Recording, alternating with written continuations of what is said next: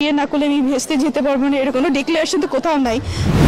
ঢাকায় চলচ্চিত্রের জনপ্রিয় নায়িকা সাদিকা পারভীন পপি অবশেষে জানা গেল দীর্ঘদিন ধরেই বিয়ের কথা নিয়ে লুকোচুরি করা পপি বিয়ে করেছেন 3 সন্তানের বাবাকে। পপির এই নাটকীয় বিয়ের ঘটনা জানলে অবাক হবেন আপনিও। চলচ্চিত্র জগতে পপিকে চিনে না এমন মানুষ খুব কমই আছে। একসময় যার ছিল তুমুল জনপ্রিয়তা এবং দর্শকের ভালোবাসার শীর্ষে থাকা এই অভিনেত্রী, ভেবেছিলাম আর কখনোই ক্যামেরা। তবে আচমকাই হারিয়ে গিয়েছেন পর্দার আড়ালে।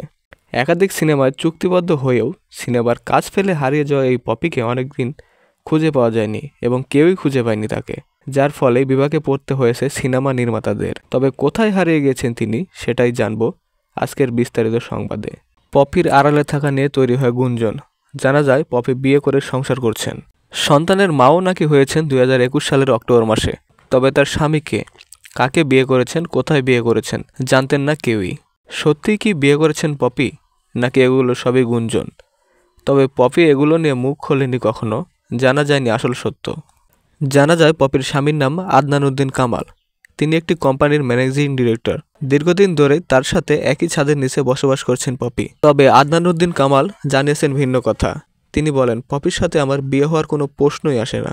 আমার বিয়ে হয়েছে, আমার 3টি সন্তানও আছে। পপির সাথে আমার পারিবারিক সম্পর্ক রয়েছে। এখন প্রশ্ন হলো পারিবারিক সম্পর্কের মানে কি? কামাল জানান, তার স্ত্রীর বড় বোনের বন্ধু হলেন পপি। তার ছোট বোনের বিয়েতে এসেছিলেন পপি।